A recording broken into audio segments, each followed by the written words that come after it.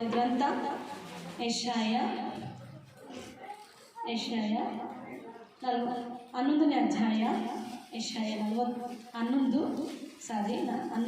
1ರಿಂದ 3 ವಚನ ಓದಿಕೊಳ್ಳೋಣ.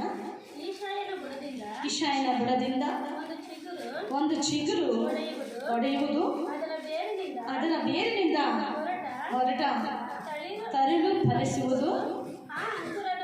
ಆ ಅಂಕುರದ ಮೇಲೆ ಜ್ಞಾನ ವಿವೇಕದ ಆತ್ಮ, ಆಲೋಚನಾ ಪರಾಕ್ರಮಗಳನ್ನು ಹುಟ್ಟಿಸುವ ಆತ್ಮ, ತಿಳುವಳಿಕೆಯನ್ನು, ಯೆಹೋವನ ಭಯವನ್ನು ಉಂಟು ಮಾಡುವ ಆತ್ಮ, ಅಂತೂ ಯೆಹೋವನ ಆತ್ಮವೇ ನೆಲೆಗೊಂಡಿರುವುದು.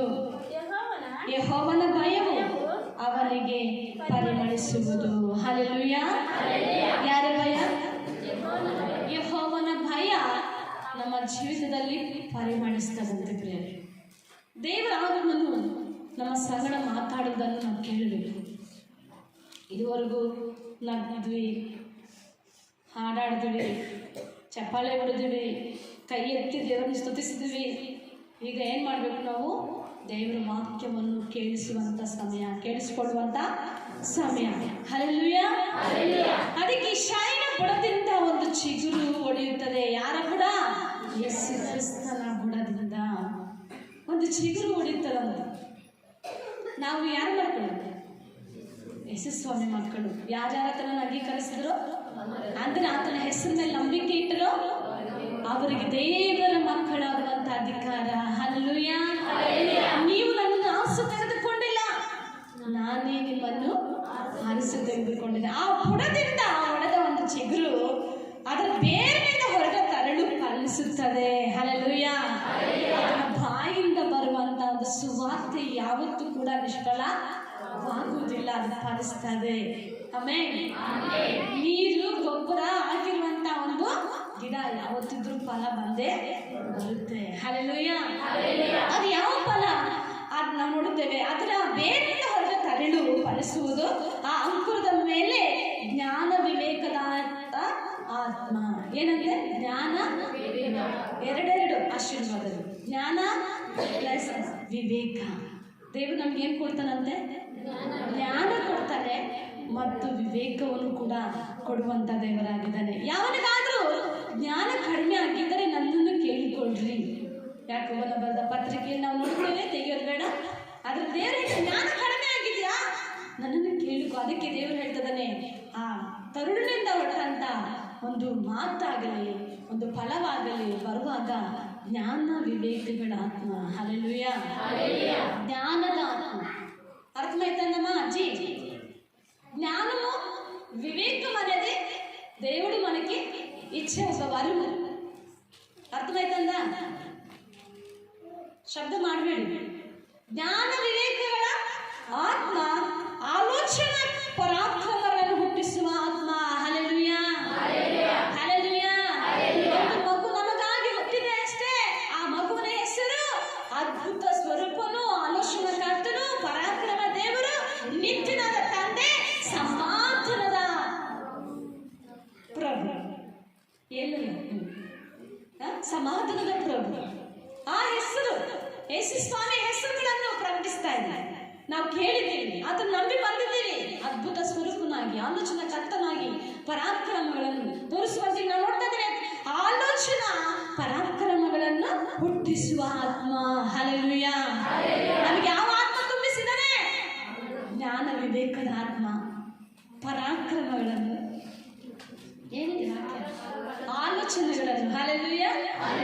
ಪರಾಕ್ರಮ, ಆಲೋಚನೆ, ಶಕ್ತಿಯನ್ನು ಕೊಡ್ತಾನೆ, ಆಲೋಚನೆಯನ್ನು ಕೂಡ ಕೊಡ್ತಾನೆ.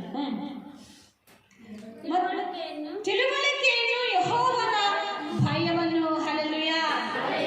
ಎರಡೆರಡು ತಿಳುವಳಿಕೆ, ಯೆಹೋವನ ಭಯ. ಎಲ್ರಿಗೂ ತಿಳುವಳಿಕೆ ಇರಬೇಕು. ಓಡಾಡಬೇಡ ಅಂತ ಅವ್ರು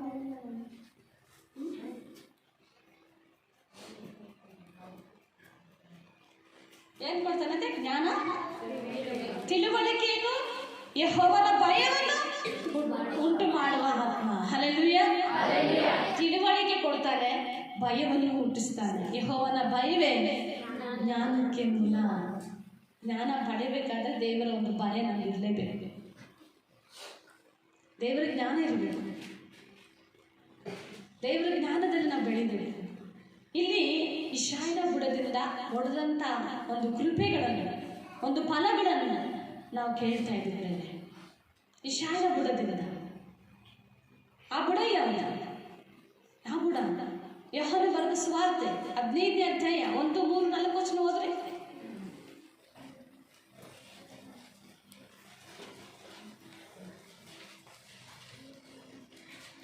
ನಾನೇ ನಿಜವಾದ ದ್ರಾಕ್ಷಿ ಬಳ್ಳಿ, ನನ್ನ ತಂದೆ ತೋಟಗಾರನು. ನನ್ನಲ್ಲಿದ್ದು ಫಲ ಕೊಡದಿರುವ ಪ್ರತಿಯೊಂದು ಕೊಂಬೆಯನ್ನು ಆತನು ತೆಗೆದು ಹಾಕುತ್ತಾನೆ. ಫಲ ಕೊಡುವ ಪ್ರತಿಯೊಂದು ಕೊಂಬೆಯು ಹೆಚ್ಚು ಫಲ ಕೊಡುವ ಹಾಗೆ ಅದನ್ನು ಶುದ್ಧಿ ಮಾಡುತ್ತಾನೆ. ನಾನು ನಿಮಗೆ ಹೇಳಿದ ವಾಕ್ಯದ ದೆಸೆಯಿಂದ ಈಗ ಶುದ್ಧರಾಗಿದ್ದೀರಿ. ನೀವು ನನ್ನಲ್ಲಿ ನೆಲೆಗೊಂಡಿರಿ, ನಾನು ನಿಮ್ಮಲ್ಲಿ ನೆಲೆಗೊಂಡಿರುವೆನು. ಕೊಂಬೆಯ ಬಳಿಯಲ್ಲಿ ನೆಲೆಗೊಂಡಿದ್ದರೆ ಹೇಗೆ ತನ್ನಷ್ಟಕ್ಕೆ ತಾನೇ ಫಲ ಕೊಡಲಾರದೋ, ಹಾಗೆ ನೀವು ನನ್ನಲ್ಲಿ ನೆಲೆಗೊಂಡಿದ್ದರೆ ಫಲ ಕೊಡಲಾರದೆ. ಹಲ್ಲೆಲೂಯಾ. ಪರಿಶುದ್ಧ ನಾಮಕ್ಕೆ ಸ್ತೋತ್ರ. ನಾವೇ ದ್ರಾಕ್ಷಿ ಬಳ್ಳಿ. ಹಲ್ಲೆಲೂಯಾ. ನಾನೇ ನಿಜವಾದ ದ್ರಾಕ್ಷಿ ಬಳ್ಳಿ. ಯಾರು ಕಾಣಿಸ್ತಾ ಇದ್ದಾರೆ ಈಗ? ಯೇಸು ಕ್ರಿಸ್ತನ್ ಕಾಣಿಸ್ತಾ ಇದ್ದಾನೆ. ಕಾಣಿಸ್ತಾ ಇದ್ದಾನೆ? ಯಾರು ಕಾಣಿಸ್ತಾ ಇದ್ದಾರೆ? ನಾನೇ ನಿಜವಾದ ದ್ರಾಕ್ಷಿ ಬಳ್ಳಿ, ನನ್ನ ತಂದೆ ತೋಟಗಾರನು. ಹಲ್ಲೆಲೂಯಾ. ಹಲ್ಲೆಲೂಯಾ. ನನ್ನಲ್ಲಿದ್ದು ಫಲ ಕೊಡದಿರುವ ಪ್ರತಿಯೊಂದು ಕೊಂಬೆಯನ್ನು ಆತನು ಏನ್ ಮಾಡ್ತಾನೆ? ಕಡಿದು ಹಾಕ್ತಾನೆ. ಫಲ ಕೊಡ್ಲಿಲ್ಲ ಅಂದ್ರೆ ದೇವರು ಏನ್ ಮಾಡ್ತಾನೆ? ಕಡಿದು ಹಾಕ್ತಾನೆ. ಮನೆ ಮುಂದೆ ಒಂದು ಮರ ಆಗಿರ್ಬೋದು, ಮಾವಿನಕಾಯಿ ಮರ, ಇಲ್ಲ ಒಂದು ರೋಜಾ. ಹೆಣ್ಮಕ್ಳಿಗೆ ತುಂಬಾ ಇಷ್ಟ ರೋಜಾ ಅಂದ್ರೆ ಅಲ್ವಾ? ಗುಲಾಬಿ ಅಂದ್ರೆ ಇಷ್ಟ ತಾನೆ? ಆ ಗುಲಾಬಿ ಹೂವು ನೋಡ್ತಾ ಇದ್ರೆ ಎಷ್ಟು ಮುದ್ದಾಗಿದೆ ಅಂತ ಇಷ್ಟಪಡ್ತಾರೆ. ಅದು ಫಲ ಕೊಡ್ಲಿಲ್ಲ ಅಂದ್ರೆ ಇಟ್ಕೊಂಡೇ ಇರ್ತೀರಾ? ವರ್ಷಗಳು ಗಟ್ಟಿ ಇಟ್ಕೊಂಡಿರ್ತೀರಾ? ಇರೋದಿಲ್ಲ. ಅದನ್ನು ಕಡಿದು ಹಾಕ್ತೀವಿ. ದೇವರು ಅಷ್ಟೇ. ಎಷ್ಟು ವರ್ಷ ನೀನು ದೀಕ್ಷಾಸ್ಥಾನ ತೆಗೆದುಕೊಂಡಿದೆ? ಎಷ್ಟು ವರ್ಷ ಆಯಿತು? ರಕ್ಷಣೆಗೆ ಬಂದು ನೀನು ಇಷ್ಟು ದಿನಗಳಿಂದ ಯಾಕೆ ದೀಕ್ಷಾಸ್ಥಾನ ತೆಗೆದುಕೊಂಡಿಲ್ಲ? ಯಾಕೆ ವಾಕ್ಯದ ಪ್ರಕಾರ ನೀನು ನಡೀತಾ ಇಲ್ಲ? ವಾಕ್ಯ ಯಾಕೆ ನೀನು ಹಿಡಿದಿಲ್ಲ ಅಂತ ದೇವರು ನೋಡುವಾಗ ಏನ್ ಮಾಡ್ತಾನೆ? ಸ್ವಾಮಿ ಸ್ವಾಮಿ ಅನ್ನೋರೆಲ್ಲರೂ ಕೂಡ ಪರಲೋಕ ರಾಜ್ಯಕ್ಕೆ ಸೇರುವುದಿಲ್ಲ. ತಂದೆ ಚಿತ್ತದ ಪ್ರಕಾರ ನಡೆಯುವವನೇ ಪರಲೋಕಕ್ಕೆ ಬಾಧ್ಯವಾಗಿದ್ದಾನೆ. ದೇವರು ಹೇಳ್ತಾ ಇದ್ದಾನೆ ಏನಂತ? ನಾನು ಹೊಸ ಹೊಸ ಕೃಪೆಗಳು ನೀನು ಕೊಟ್ಟಿದ್ದೇನೆ. ಜ್ಞಾನ ವಿವೇಕಗಳ ಆತ್ಮ ಅಂತ ಯೆಹೋವನ ಆತ್ಮ, ಪರಾಕ್ರಮಗಳನ್ನು ಅಲ್ವಾ ಏನಂತ ಹೇಳಿದ್ದೇನೆ? ಪರಾಕ್ರಮ, ಆಲೋಚನಾ ಪರಾಕ್ರಮಗಳನ್ನು ಹುಟ್ಟಿಸುವ ಆತ್ಮ, ತಿಳುವಳಿಕೆಯನ್ನು, ಯೆಹೋವನ ಭಯವನ್ನು ಹುಟ್ಟಿಸುವಂತ ಆತ್ಮ. ಅಂತೂ ಯೆಹೋವನ ಆತ್ಮವೇ ನಿಮ್ಮಲ್ಲಿ ನೆಲೆಗೊಂಡಿರ್ತದೆ. ಯೆಹೋವನ ಭಯವೇ ಅವನಿಗೆ ಪರಿಮಳಿಸ್ತದೆ. ಹಲ್ಲೆಲೂಯಾ. ನಮಗೆ ಏನ್ ಪರಿಮಳಿಸ್ತದೆ ಅಂದ್ರೆ ದೇವರ ಭಯ. ಯೇಸು ಸ್ವಾಮಿಯ ಭಯ ನಮಗಿದ್ರೆ ನಾವು ಯಾವತ್ತೂ ಕೂಡ ಬಲಹೀನರಾಗುವುದಿಲ್ಲ. ನಮ್ಮ ಜೀವಿತದಲ್ಲಿ ಫಲ ಸಿಗ್ತದೆ. ನಮ್ಮ ಜೀವನವನ್ನು ಉದ್ಧಾರ ಮಾಡ್ತಾನೆ. ನಿಮ್ಮ ಚಿಂತಾಭಾರವನ್ನು ನನ್ನ ಮೇಲೆ ಹಾಕಿರಿ, ನಾನು ನಿಮ್ಮನ್ನೇನು ಮಾಡ್ತೇನೆ? ಉದ್ಧಾರ ಮಾಡ್ತೇನೆ. ಅಷ್ಟೇ ಸಾಗಿಸ್ತೇನೆ. ನಾನು ನಿಮ್ಮ ಜೀವಿತದಲ್ಲಿ ಫಲಿಸ್ತೇನೆ. ನಿಮಗೋಸ್ಕರ ನಾನು ಚಿಂತಿಸ್ತೇನೆ ಎಂಬುದಾಗಿ ದೇವರು ನಮ್ಮನ್ನು ಮಾತಾಡುವಂತ ದೇವರಾಗಿದ್ದಾನೆ. ಹಲ್ಲೆಲೂಯಾ. ಮಕ್ಕಳೇ ತಲೆ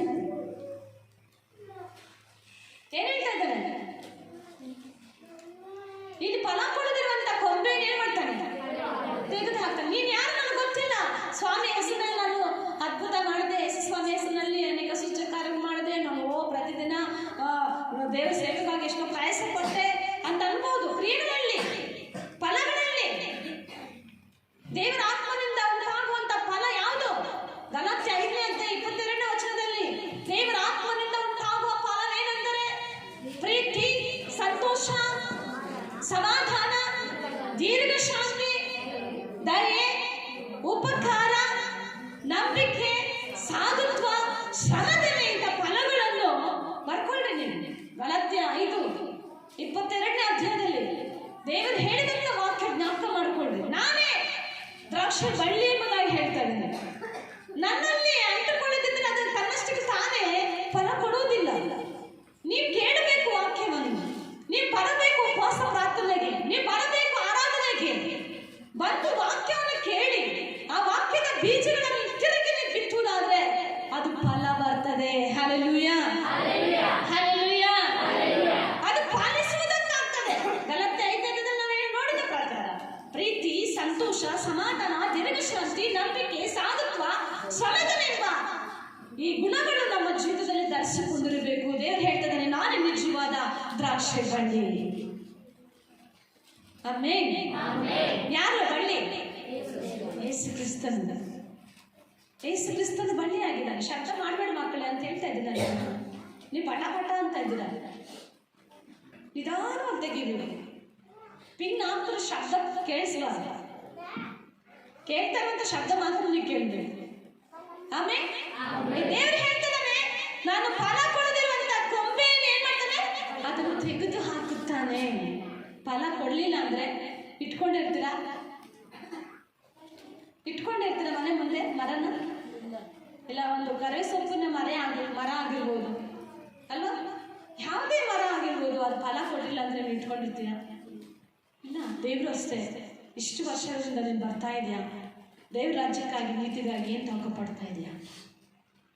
ಆಸಕ್ತಿ ಏನು ತೋರಿಸ್ತಾ ಇದೆಯಾ? ಪ್ರಾರ್ಥನಾ ಆಸಕ್ತಿ ಇದೆಯಾ? ಆತ್ಮಗಳನ್ನು ಗೆಲ್ಲುವಂಥ ಆಸಕ್ತಿ ಇದೆಯಾ? ದೇವರ ರಾಜ್ಯವನ್ನು ಕಟ್ಟುವಂಥ ಆಸಕ್ತಿ ಇದೆಯಾ?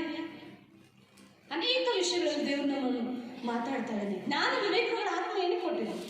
ಆಲೋಚನಾ ಪರಾಕ್ರಮಗಳ ಆತ್ಮ ಏನಕ್ಕೆ ಕೊಟ್ಟಿದ್ದು? ಫಲಿಸುವುದಕ್ಕೋಸ್ಕರ. ನಾನೇ ದ್ರಾಕ್ಷಬಳ್ಳಿ ಆಗಿದ್ದೆ, ನೀವೇನಾಗಿದ್ದೀರಾ? ಕೊಂಬೆಗಳಾಗಿದ್ದೀರಾ. ಫಲ ಕೊಡದಿರುವಂತ ಕೊಂಬೆಯನ್ನು ಕಡ್ದು ಹಾಕ್ತೀನಿ. ಫಲ ಕೊಡಕ್ಕೆ ಆಗಲಿಲ್ಲ ಅಂದ್ರೆ ಅದನ್ನು ನೀನು ಯಾರು ನನಗೆ ಗೊತ್ತಿಲ್ಲ ಅಂತ ಕೂಡ ದೇವ್ರು ಹೇಳ್ತಾನೆ.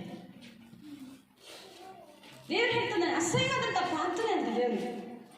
ಧರ್ಮೋಪದೇಶಕ್ಕೆ ಕಿವಿ ಕೊಡದ ಅವನ ಪ್ರಾರ್ಥನೆ ದೇವರಿಗೆ ಏನಾಗಿದೆ? ಅಸಹ್ಯವಾಗಿದೆ. ಕೇಳಿದ್ವಲ್ಲ ವಾಕ್ಯ ಜ್ಞಾನೋಕ್ತಿಗಳಲ್ಲಿ?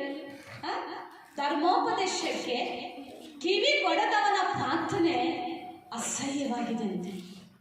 ಇನ್ನೊಂದು ವಾಕ್ಯ ಹೇಳ್ತಾರೆ, ಆ ವಾಕ್ಯವನ್ನು ಕೇಳಿದ ಮೇಲೆ ಕೇಳೋದಕ್ಕೆ ಇಷ್ಟವಿಲ್ಲದಿದ್ರೆ ನೀನು ಕೇಳೋದನ್ನು ಬಿಟ್ಟು ಹೊಟ್ಟೋಗು ಅಂತಾನೆ ದೇವರು. ಈ ಧರ್ಮೋಪದೇಶವನ್ನು ಕೇಳೋದಕ್ಕೆ ನಿನ್ನ ಮನಸ್ಸಿಲ್ಲ, ಆದ್ರೆ ನೀನು ಬಿಟ್ಬಿಟ್ಟು ಹೋಗು ಅಂತ. ಯಾಕಂದ್ರೆ ಆ ಫಲ ಕೊಡೋದಿಲ್ಲ ಅಂತವ್ರು ಬಿಟ್ಬಿಟ್ಟು ಹೋಗು. ನೀನು ಏನಕ್ಕೆ ದೇವ್ರನ್ನ ಆರಿಸ್ಕೊಂಡಿದ್ದೆ?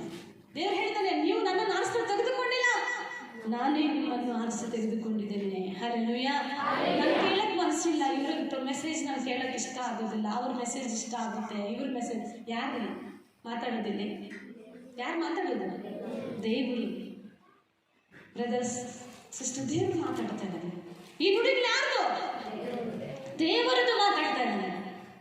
ಅದಕ್ಕೆ ದೇವರು ಹೇಳ್ತಾನೆ, 3ನೇ ವಚನ, ನಾನು ನಿಮಗೆ ಹೇಳಿದ ವಾಕ್ಯದ ದೆಸೆಯಿಂದ ಈಗ ಶುದ್ಧರಾಗಿದ್ದೀರಿ. ಹಲ್ಲೆಲೂಯಾ. ಯವನಸ್ಥರು ಯಾವುದರಿಂದ ಶುದ್ಧ ಆಗೋದು? ದೇವರ ವಾಕ್ಯದಿಂದ ಶುದ್ಧನಾಗ್ತಾನೆ. ಹಲ್ಲೆಲೂಯಾ. ದೇವರು ಹೇಳ್ತಾನೆ, ನೀವು ನನ್ನಲ್ಲಿ ನೆಲೆಗೊಂಡಿರಿ, ನಾನು ನಿಮ್ಮಲ್ಲಿ ನೆಲೆಗೊಂಡಿರುವೆನು. ಹಲ್ಲೆಲೂಯಾ. ನಾವು ಯಾರಲ್ಲಿ ನೆಲೆಗೊಂಡಿರಬೇಕು? ಯೇಸು ಕ್ರಿಸ್ತನಲ್ಲಿ ನೆಲೆಗೊಂಡಿರಬೇಕು. ಆತನ ವಾಕ್ಯದಲ್ಲಿ ನೆಲೆಗೊಂಡಿರಬೇಕು. ಆತನ ಪ್ರಾರ್ಥನೆಯಲ್ಲಿ ನೆಲೆಗೊಂಡಿರಬೇಕು.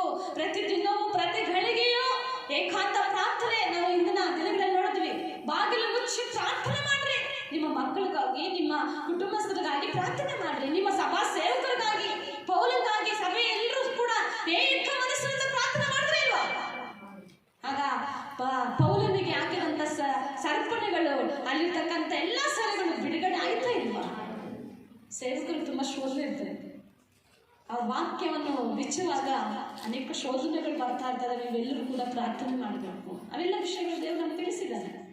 ಇಲ್ಲಿ ನಾವು ನೋಡ್ತಾ ಇದ್ದೀವಿ, ನೀವು ನನ್ನಲ್ಲಿ ನೆಲೆಗೊಂಡ್ರಿ, ನಾನು ನಿಮ್ಮಲ್ಲಿ ನೆಲೆಗೊಂಡಿರ್ಬೇಕು. ಕೊಂಬೆ ಬಳಿಯಲ್ಲಿ ನೆಲೆಗೊಂಡಿದ್ದರೆ ಹೇಗೆ ತನ್ನಷ್ಟಕ್ಕೆ ತಾನೇ ಫಲ ಕೊಡಲಾರದೋ ಹಾಗೆ ನೀವು ನನ್ನಲ್ಲಿ ನೆಲೆಗೊಂಡದಿದ್ದರೆ ಫಲ ಕೊಡಲಾರದೆ.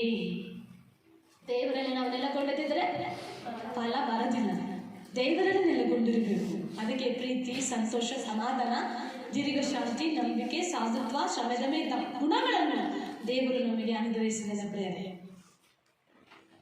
ಅನುಗ್ರಹಿಸುವಾಗ ಬದಲಾವಣೆ ಆಗಬೇಕು ನಮ್ಮ ಜೀವಿತದಲ್ಲಿ.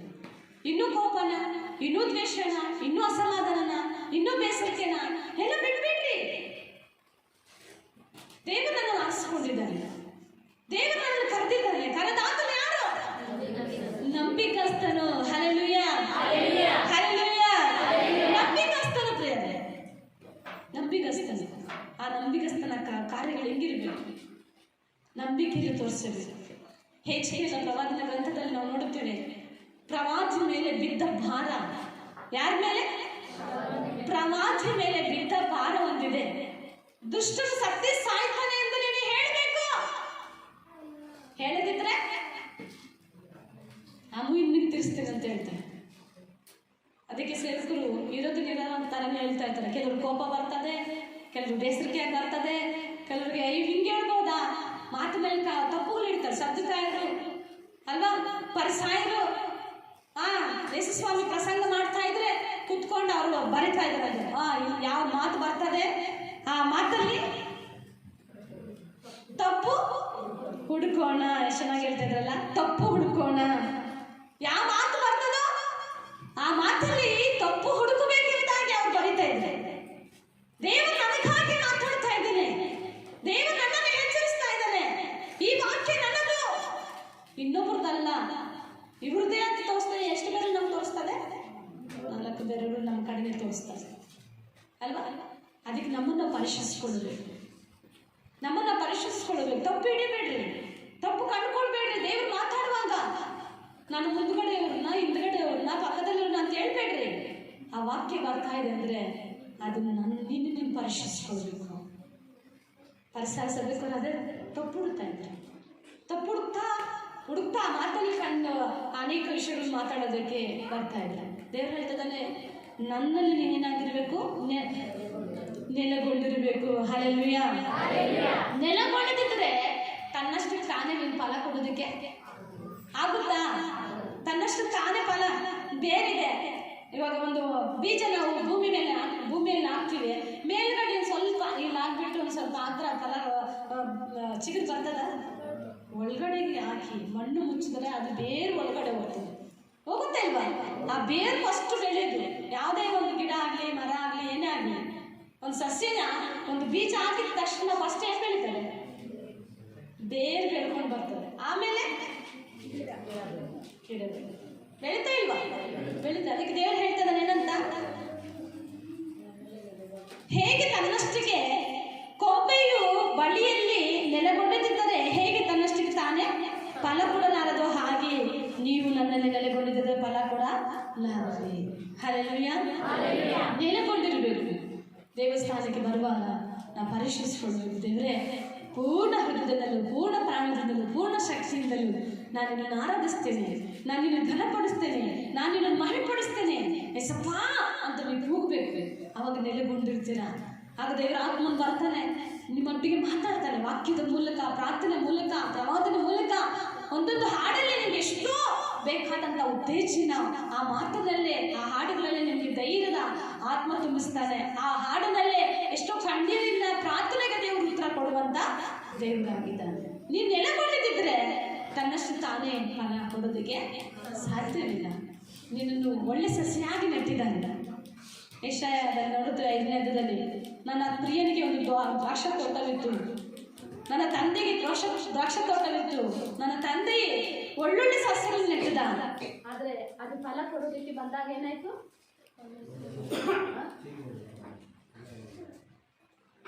ಫಲ ಕೊಡುವಾಗ ಏನಾಯ್ತು? ಫಲ ಕೊಡೋಕ್ಕಾಯ್ತಾ? ಫಲ ಕೊಡೋಕ್ಕಾಗಲಿಲ್ಲ. ಅದೇನು ಬಂತು? ಹೊಲಸು ಹಣ್ಣುಗಳು ಬಂತು, ಫಲ ಏನೋ ಬಂತು, ಆ ಹಣ್ಣುಗಳೇನೋ ಕಾಣಿಸ್ತು. ಆದರೆ ಏನಾಯ್ತು? ಹೊಲಸು ಹಣ್ಣು ಬಿಟ್ಟಿತ್ತು. ನಮ್ಮ ಜೀವಿತದಲ್ಲಿ ಯೇಸುಸ್ವಾಮಿನ ಅಂಗೀಕರಿಸಿಕೊಂಡ ಮೇಲೆ ನಮ್ಮ ಕ್ರಿಯೆಗಳು ಹೇಗಿದೆ, ನಮ್ಮ ಜೀವಿತಗಳು ಹೇಗಿದೆ? ಅದಕ್ಕೆ ದೇವರು ಹೇಳ್ತಿದ್ದಾನೆ, ಪ್ರವಾದಿ ಮೇಲೆ ಒಂದು ಭಾರವಿದೆ, ಆ ಭಾರದಲ್ಲಿ ದುಷ್ಟನ ಸತ್ಯ ಸಾಯ್ತಾನೆ ಅಂತ ನೀನು ಹೇಳಲೇಬೇಕು. ದೇವರ ಆತ್ಮವನ್ನು ತಿಳಿಸಿದಾಗ ಇತರಿಗೆ ನೀನು ಸುವಾರ್ತೆ ಸಾಗಲೇಬೇಕು, ಮಾತಾಡಲೇಬೇಕು, ಎಚ್ಚರಿಸಲೇಬೇಕು. ಅವ್ರು ಕೇಳಿದ್ರು ಸರಿ, ಕೇಳದಿದ್ರು ಸರಿ, ನಾನು ನುಡಿದನ್ನು ನೀನು ನುಡಿಯಲೇಬೇಕು. ಹಲ್ಲೆಲೂಯಾ. ನಾನು ನುಡಿದನ್ನು ನೀನು ನುಡಿಯಲೇಬೇಕು ಅಂತ ಪ್ರವಾದಿ ದೇವರು ಹೇಳ್ತಾನೆ. ನುಡಿಬೇಕು. ದೇವರಲ್ಲಿ ನೀವು ಅಂಟುಕೊಂಡಿರ್ಬೇಕು, ಆ ಬಳ್ಳಿಗೆ ಅಂಟುಕೊಂಡಿರ್ಬೇಕು. ಅವು ಫಲ ಬರ್ತಾ ಇರ್ತದೆ. ನೀವು ಉಪಯೋಗ ಆಗುವಂಥ ಪಾತ್ರೆಯಾಗಿ ಜೀವಿಸ್ತಾ ಇರ್ತಾರೆ.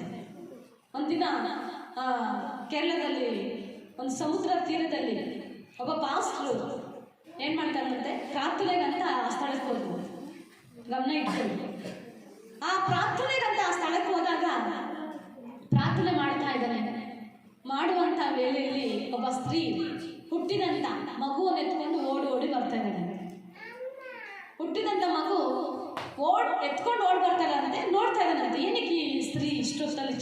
ಪಾಪುನ ಎತ್ಕೊಂಡು ಬರ್ತಾ ಇದ್ದಾಳೆ ಅಂತ ಪಾಸ್ಟರ್ ನೋಡ್ತಾ ಇದ್ದಂತೆ. ನೋಡ್ತಾ ಇರುವಾಗ ಆಕೆ ಓಡಿ ಹೋಗಿ ಆ ದಡದಲ್ಲಿ ನಿಂತು ಆ ಚಿಕ್ಕ ಮಗುನ ಎತ್ತಿ ನೀರಲ್ಲಿ ಬಿಸಾಕ್ತಾರೆ.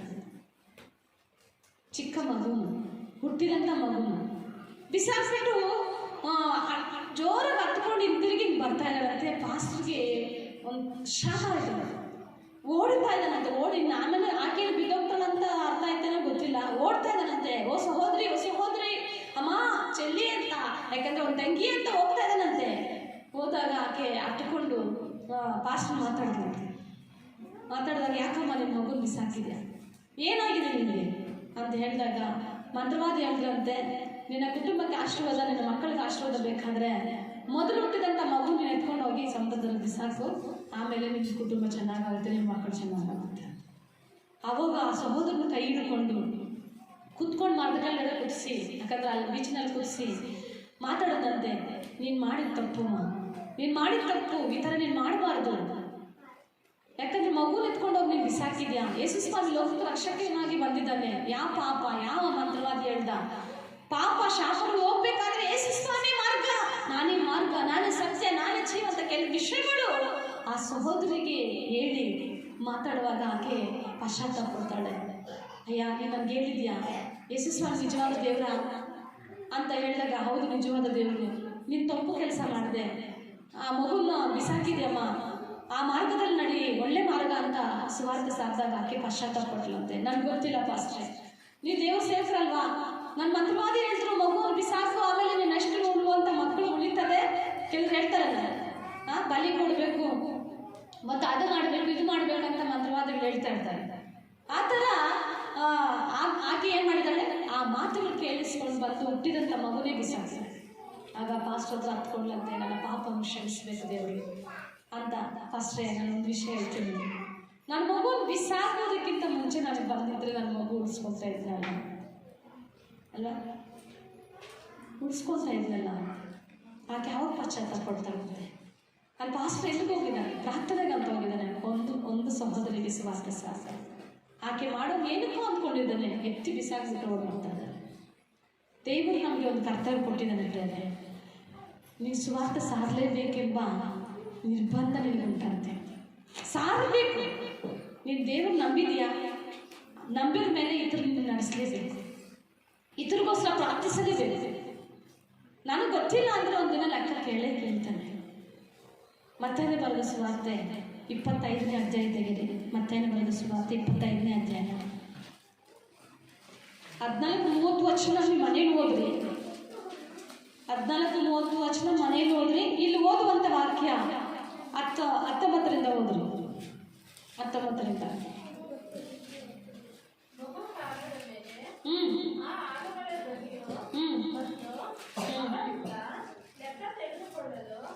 ಯಾರಿಂದ ಲೆಕ್ಕ ತೆಗೆದುಕೊಳ್ತಾನೆ?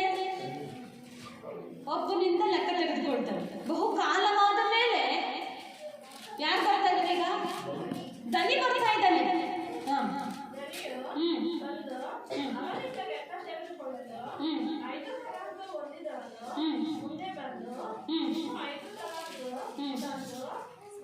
ಸ್ವಾಮಿ 5 ತಲಾಂತನ್ನು ನನಗೆ ಕೊಟ್ಟಿದೆಯೆಂದು,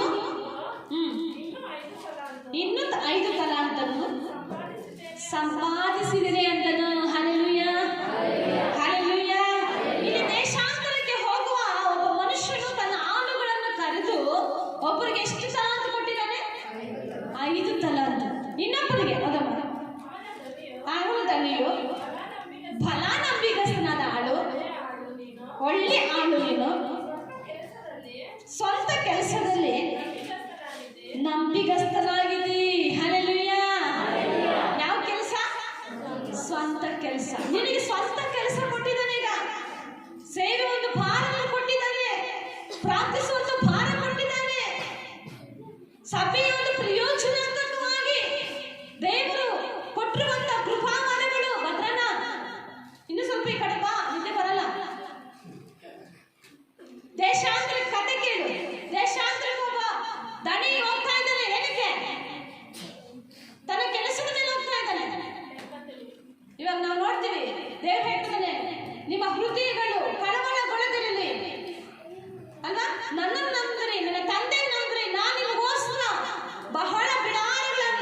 ಸಿದ್ಧ ಮಾಡೋದಕ್ಕೋಸ್ಕರ ನಾನು ಹೋಗುತ್ತೇನೆ. ಯೋಹಾನನ ಸುವಾರ್ತೆ 14ನೇ ಅಧ್ಯಾಯದಲ್ಲಿ ನಾವು ಮೊದಲನೇ ವಚನದಲ್ಲಿ ಕೇಳಿದ್ದೀವಿ. ನಮಗೋಸ್ಕರ ಬಿಡಾರಗಳನ್ನು ಸಿದ್ಧ ಮಾಡ್ಕೊಂಡು ಬರ್ತಾರೆ. ಬರುವಾಗ ನಿಮಗೆ ದೇವರು ನಾವು ನೋಡ್ತೀವಿ, ಕೆಲವರು ಕರೆದು ಒಬ್ಬರಿಗೆ 5 ತಲಾಂತು ಕೊಟ್ಟಿದ್ದಾನೆ.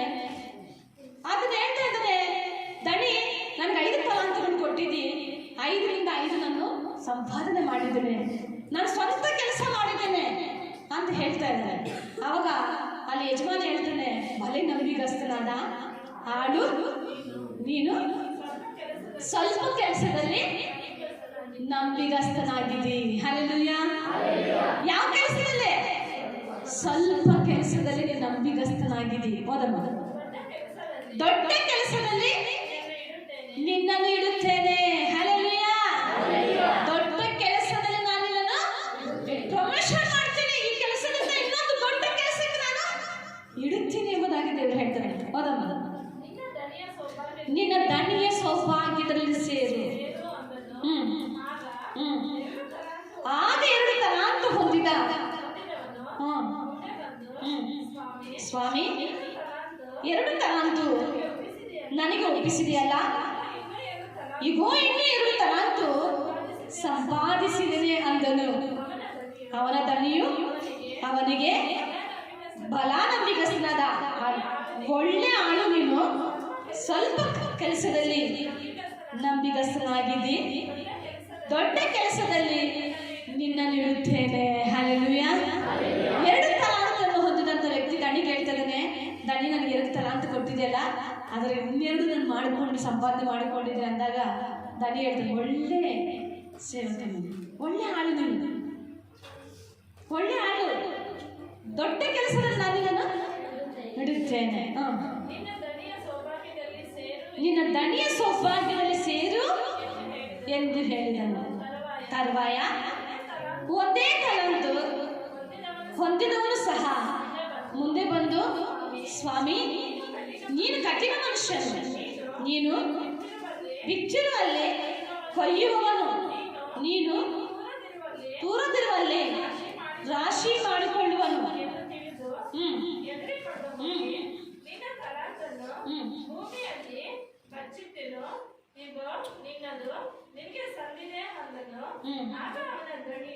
ಏನ್ ಹೇಳ್ತಾ ಇದ್ದಾನೆ?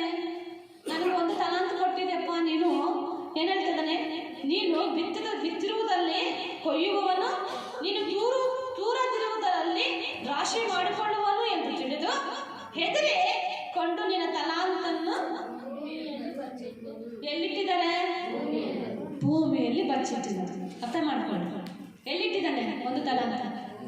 ಭೂಮಿಯಲ್ಲಿ, ಈ ಲೋಕದ ಆಸೆಗಳಲ್ಲಿ, ಭೂ ಸಂಬಂಧವಾದಂಥ ಚಿಂತೆಗಳಲ್ಲಿ, ಭೂ ಸಂಬಂಧವಾದಂಥ ಆಸೆಗಳಲ್ಲಿ, ಭೂ ಸಂಬಂಧವಾದಂಥ ಕ್ರಿಯೆಗಳಲ್ಲಿ ಏನು ಮಾಡಿದ್ದಾನೆ? 1 ತಲಾಂತ ಬಚ್ಚಿಕ್ಕಿಟ್ಟಿದ್ದಾರೆ. ನೀನು ಎಲ್ಲ ಬಂದು ಲೆಕ್ಕ ಕೇಳ್ತೇನೆ ಅಂತ ನನಗೆ ಗೊತ್ತು. ನಾನು ಮಾಡದೇ ಇದ್ರೆ ನೀನೇನು ಕೇಳಲಿಲ್ವಾ? ನಾನು ಚರ್ಚಿಗೆ ಹೋಗದೇ ಇದ್ರೆ ನೀನು ನಾನೇನು ಕೇಳಲಿಲ್ವಾ? ಹೋಗಿ ಯಾಕೆ ಸುಮ್ಮನೆ ಅವರಿಂದ ನಾನು ಅನಿಸ್ಕೋಬೇಕು, ಇವರಿಂದ ನಾನು ಕಲಿಸ್ಕೋಬೇಕು. ನೀನು ಬಂದು ಒಂದೊಂದು ಸಾರಿ ಕಠಿಣವಾಗಿ ಪ್ರವಾದನೆ ಹೇಳ್ತೀಯ, ಕಠಿಣವಾಗಿ ವಾಕ್ಯ ಹೇಳ್ತೀಯ, ಅವೆಲ್ಲ ನನಗೆ ಬೇಕಾಗಿಲ್ಲ. ನಾನು ಭಾನುವಾರ ಒಂದ್ಸರಿ ನಾನು ಬರ್ತೀನಿ, ನಾನು ಹೋಗ್ತೀನಿ, ಅಷ್ಟರಲ್ಲಿ ಮಾತ್ರ ನಾನು ಇದರಲ್ಲಿ ತೃಪ್ತಿಯಾಗಿರ್ತೀನಿ. ಅದೇ ಇವಾಗ ಪಾಸ್ಟ್ರು ಸಮುದ್ರ ತೀರದ ಬಳಿಯಲ್ಲಿ ಹೋದಾಗ ಬಸ್ರಿ ಮಗುವನ್ನು ಎತ್ಕೊಂಡು ಓಡಿ ಬರ್ತಾ ಇರುವಾಗ ಅಲ್ಲಿ ಸುವಾರ್ತೆಗೋಸ್ಕರ ಅಲ್ಲಿ ಪ್ರಾರ್ಥನೆ ದೇವರು ನಡೆಸಿದ್ದ ಅಲ್ವಾ? ಇನ್ನೂ ಸ್ವಲ್ಪ ಬೇಗನೆ ಪಾಸ್ಟ್ ಹೋಗಿದ್ರೆ ಆ ಮಗುನ ಹುಡ್ಕೊತಾ ಇದ್ದ. ಆಕೆ ಹೇಳ್ತಿದ್ದಾರೆ, ಇನ್ನೂ ಸ್ವಲ್ಪ ಬೇಗನೆ ನಮ್ಗೆ ಹೇಳಿದ್ರೆ ನನ್ನ ಮಗು ಕೂಡ ಹೊಡಿತಾ ಇತ್ತು. ಪ್ರವಾದಿ ಮೇಲೆ ಬಿದ್ದ ಭಾರ ಈ ರೀತಿಯಾಗಿ ತಿಳಿದ್ರೆ, ಒಂದು ಆತ್ಮ ನಶಿಸಿ ಹೋದರೆ ದೇವರಿಗೆ ಇಷ್ಟ ಇರೋದಿಲ್ಲ. ದೇವರು ಪ್ರವಾದಿಗೆ ಒಂದು ಭಾರ ಕೊಟ್ಟಿದ್ದಾನೆ, ಒಂದು ಸಭೆಯ ಒಂದು ಭಾರ ಕೊಟ್ಟಿದ್ದಾನೆ. ಸಭೆಯಲ್ಲಿ ನಿಮ್ಮ ತಲಾಂತುಗಳನ್ನು ಇಟ್ಟಿದ್ದಾನೆ. ಪ್ರಾರ್ಥಿಸುವಂಥ ತಲಾಂತು, ಆತ್ಮಗಳನ್ನು ನಡೆಸುವಂಥ ತಲಾಂತು, ಪ್ರಸಂಗಿಸುವಂಥ ತಲಾಂತು, ಪ್ರವಾದಿಸುವಂಥ ತಲಾಂತು, ಸಭೆಯಲ್ಲಿ ಆ ಚಟುವಟಿಕೆಗಳನ್ನು ಮಾಡುವಂಥ ತಲಾಂತುಗಳು ಕೊಟ್ಟಿದ್ದಾನೆ. ಕೊಟ್ಟಾಗ ಒಂದು ದಿನ ಬಂದು ಲೆಕ್ಕ ಕೇಳಲ್ವಾ? ಈಗ ಕೊಟ್ಟಿರೋನು ಕೇಳ್ತಾ ಇದ್ದಾನೆ ಅಲ್ವಾ? ಕೇಳ್ತಾ ಇದ್ದಾನೆ. ನಿನಗೆ ಇದು ವರಗಳು ಕೊಟ್ಟಿದ್ದಾನೆ. ಜ್ಞಾನದ ಆತ್ಮ, ವಿವೇಕದ ಆತ್ಮ, ತಿಳುವಳಿಕೆ ಆತ್ಮ, ಪರಾಕ್ರಮಗಳನ್ನು ತಿಳುವಳಿಕೆಗಳನ್ನು ಕೊಡುವಂಥ ಆತ್ಮ, ಅಂತೂ ಯೆಹೋವನ ಆತ್ಮ ನಿನ್ನಲ್ಲಿ ನಾನು ತುಂಬಿಸಿದ್ದೇನೆ. ಹಲ್ಲೆಲೂಯಾ.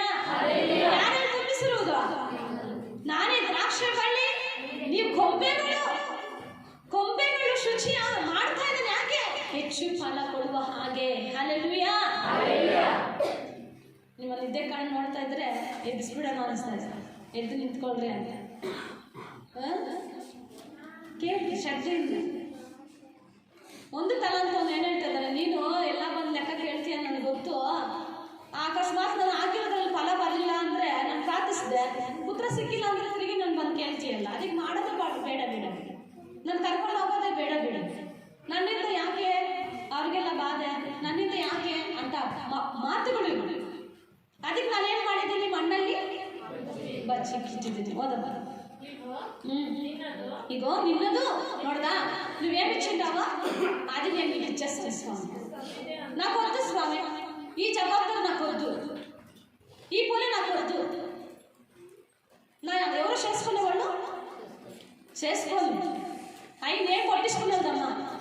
ఊరికి అందరికీ తొడపోయి నేనే అలుగురికి బాధపడాలా, వాళ్ళతో తిప్పించుకోవాలా, వాళ్ళతో నేను ಬೇಜಾರು ಪಡ್ಕೊಳ್ಳಲ್ಲ. ಇದೇ ಅಲ್ವಾ ಮಾತುಗಳು. ನಿನ್ನ ಥರ ನಿನಗೆ ಕೊಟ್ಬಿಡ್ತೀನಿ, ನಾ ಕೊಟ್ಟು ఎవరు చేసేవాళ్ళు సేమ్ ಅಂತಾರ ಅನ್ನಲ್ವಾ? ಹಾಂ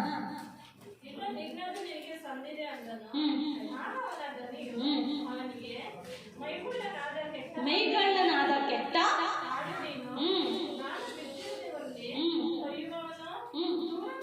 ರಾಶಿ ಮಾಡಿಕೊಳ್ಳುವವನು ಎಂದು ತಿಳಿದಿಯಾ? ಹಾಗಾದರೆ ನೀನು ನನ್ನ ಹಣವನ್ನು ಸಾಹುಕಾರರಲ್ಲಿ ಬಡ್ಡಿಗೆ ಹಾಕಬೇಕಾಗಿತ್ತು.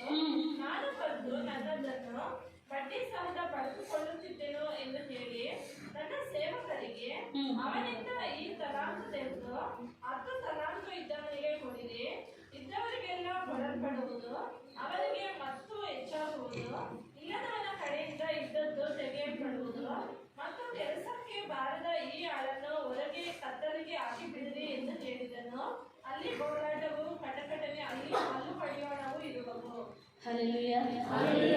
ಇಲ್ಲಿ ಏನಾಗ್ತದೆ, ನೀನು ಹಂಗ ಅಂದ್ಕೊಂಡ, ನೀನು ಆ ಥರ ಯೋಚನೆ ಮಾಡ್ದ, ನಾನು ಅಂಥವನಾ, ನೀನು ಬಿದ್ದದಿರೋದು ನಾನು ಬಂದು ಲೆಕ್ಕ ಕೇಳ್ತೀನ, ನೀನು ಹಂಗೆ ಅಂದುಕೊಂಡು ಮೈಗಳನ್ನಾಗಿ ನೀನು ಜೀವಿಸಿದ. ನಾನು ಹೋಗಿ ಸುವಾರ್ತೆ ಸಾರು ಅಂದಾಗ ನೀನು ಯಾಕೆ ಸುವಾರ್ತೆ ಸಾರಲಿಲ್ಲ? ಯಾಕೆ ಆತ್ಮಗಳು ನಡೆಸು ಅಂದಾಗ ಯಾಕೆ ನೀನು ನಡೆಸಲಿಲ್ಲ? ನೀನು ಬಂದು ಯಾವಾಗೂ ನನ್ನೇ ಲೇಟಾಗಿ ಹೋದ್ರೂ ನನ್ನೇ ಬೈತಾರೆ ಅಲ್ವಾ? ಪ್ರಾರ್ಥನೆ ಮಾಡಿದ್ರು ಈಗ ಸರಿಯಾಗಿ ಮಾಡಿಲ್ಲ ಅಂತಾರೆ. ಯಾರು ಬಂದಿಲ್ಲ, ಹೋಗ್ತಾ ಇದ್ದೀನಲ್ಲ. ಈ ಥರ ಮಾತುಗಳು ದೇವ್ರ ಹತ್ರ. ದೇವ್ರು ಕೇಳಿದಾನೆ ಇಲ್ವಾ? ಮೇಘಲ್ಲ ನಾನು ಕೆಲಸ ನೀನು ಮಾಡ್ತಾ ಇಲ್ಲ. ಕೆಲಸಕ್ಕೆ ಯಾರಾದರೂ ಕರ್ಕೊಂಡು ಹೋದ್ರೆ ಕೆಲಸ ಮಾಡಿದ್ರೆ ಕೂಲಿ ಕೊಡ್ತಾರೆ ಇಲ್ವಾ? ಕೆಲಸ ಮಾಡಿದ್ರೆ ಕೂಲಿ ಕೊಡ್ತಾರೆ? ಕೂಲಿ ಎಂದಿಗೂ ಕೊಡುವುದಿಲ್ಲ, ಕೊಡುವುದಿಲ್ಲ.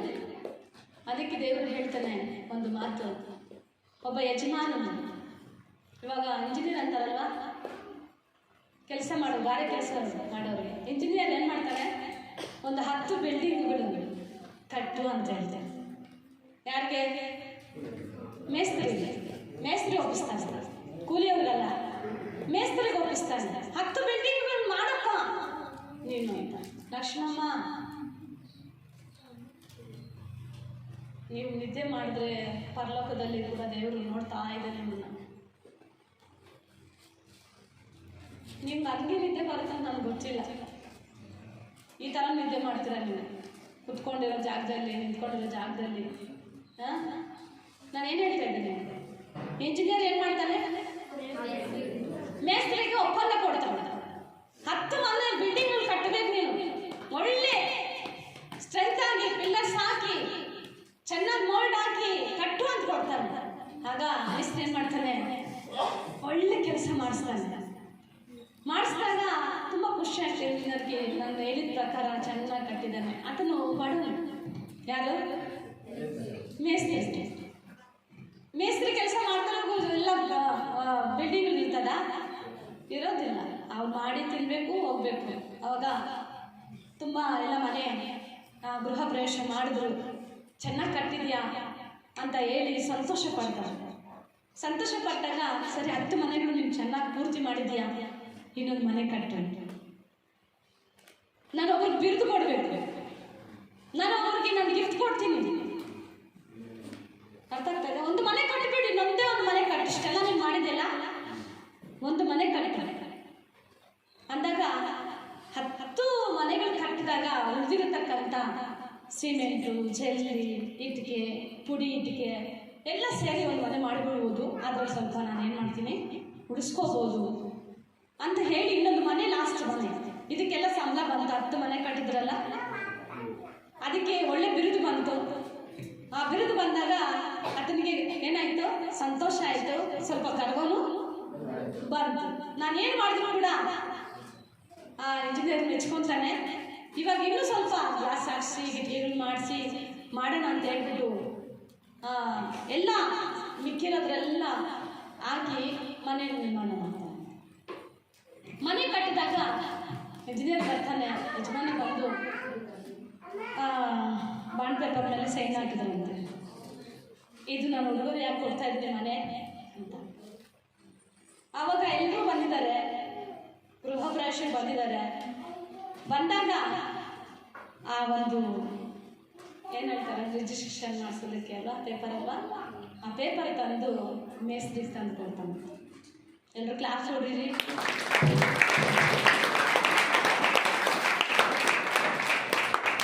ಅಲ್ಲಿ ಕ್ಲಾಸ್ ಓಡಿಸ್ತಾರಲ್ಲ, ಆವಾಗ ಅಯ್ಯೋ ನನಗೂ ಅಂತ ಗೊತ್ತಿದ್ರೆ ನಾನು ಇನ್ನೂ ಚೆನ್ನಾಗಿ ಕಾಡ್ತಾ ಇದ್ದಿಲ್ಲ,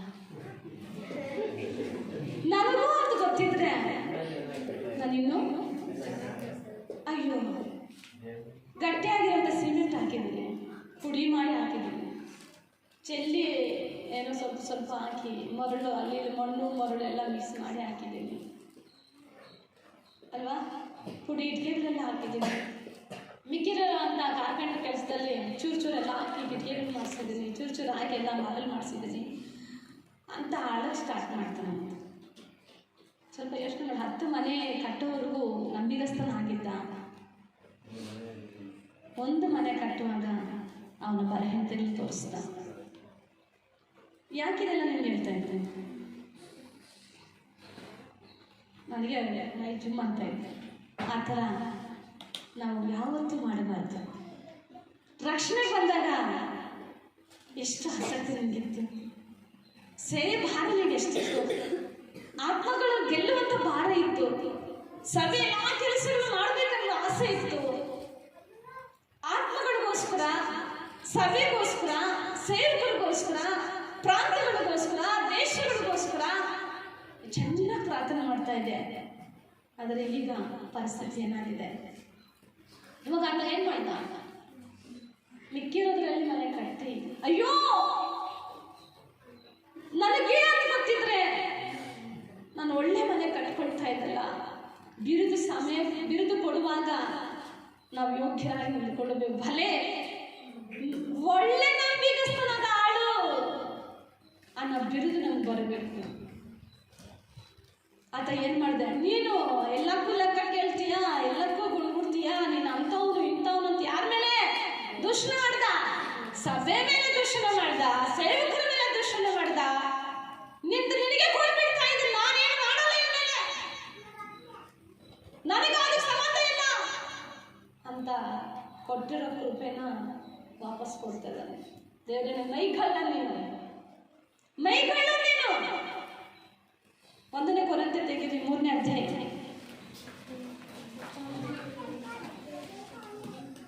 1 ಕೊರಿಂಥೆ 3ನೇ ಅಧ್ಯಾಯ 10-13 ವಚನಗಳು ಓದ್ಕೊಳ್ಳೋಣ. ದೇವರು ನನಗೆ ಕೃಪೆಯಿಂದ ಒಪ್ಪಿಸಿದ ಕೆಲಸವನ್ನು ನಡೆಸಿ ನಾನು ಪ್ರವೀಣ ಶಿಲ್ಪಿಯಂತೆ ಅಸ್ತಿವಾರವನ್ನು ಹಾಕಿದೆನು, ಮತ್ತೊಬ್ಬನು ಅದರ ಮೇಲೆ ಕಟ್ಟುತ್ತಾನೆ. ಪ್ರತಿಯೊಬ್ಬನು ತಾನು ಅದರ ಮೇಲೆ ಎಂತೆಂದನ್ನು ಕಟ್ಟುತ್ತಾನೋ ಎಚ್ಚರಿಕೆಯಾಗಿರಬೇಕು. ಎಚ್ಚರಿಕೆ. ಇವಾಗ ಇಂಜಿನಿಯರ್ ಏನ್ ಮಾಡ್ದ, ಎಲ್ಲ 10 ಮನೆಗಳನ್ನ ಕಟ್ಟಿದೀಯಾ, ಇನ್ನೊಂದು ಮನೆ ಕಟ್ಬಿಡಪ್ಪ ಅಂತ. ಆತ ಏನ್ ಮಾಡ್ದ, ಮೋಸ ಮಾಡ್ದ, ಕಟ್ಟದ. ಅದು ಯಾರು ಬಂತು, ಅವನಿಗೆ ಬಂತು. ಒಂದು ತಲಾಂತಿದ್ದವನು ಏನ್ ಮಾಡ್ದ, ಮಣ್ಣಿನಲ್ಲಿ ಮುಚ್ಚಿಕ್ಕಿದ. ಎಚ್ಚರಿಕೆ ಆಗಿರಬೇಕು. ಮೊದಲ ಸ್ಥಿತಿಯಲ್ಲಿ ಗಮನಿಸಿಕೋ, ಮೊದಲ ಸ್ಥಿತಿಯಲ್ಲಿ ಹೆಂಗೆ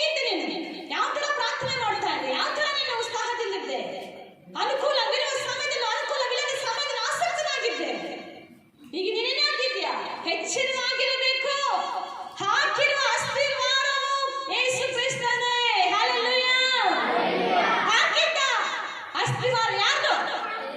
ಯೇಸು ಕ್ರಿಸ್ತನು. ನೀವು ನನ್ನನ್ನು ಆರಿಸಿ ತೆಗೆದುಕೊಂಡಿಲ್ಲ, ನಾನೇ ನಿಮ್ಮನ್ನು ಆರಿಸಿ ತೆಗೆದುಕೊಂಡಿದ್ದೇನೆ. ಆಮೆನ್. ತಾಯಿ ಗರ್ಭದಲ್ಲಿರುವಾಗಲೇ ನಾನು ತಿಳಿದಿದ್ದೇನೆ. ಆಮೆನ್. ದೇವರು ಹೇಳ್ತಾನೆ, ಆ ಅಸ್ತಿವಾರವನ್ನು ಅಲ್ಲದೆ ಮತ್ತೊಂದು ಅಸ್ತಿವಾರವನ್ನು ಯಾರು ಹಾಕಲಾರಷ್ಟೇ. ಆ ಅಸ್ತಿವಾರದ ಮೇಲೆ ಚಿನ್ನ, ಬೆಳ್ಳಿ, ರತ್ನ, ಕಟ್ಟಿಗೆ, ಹುಲ್ಲು, ಅಪ್ಪು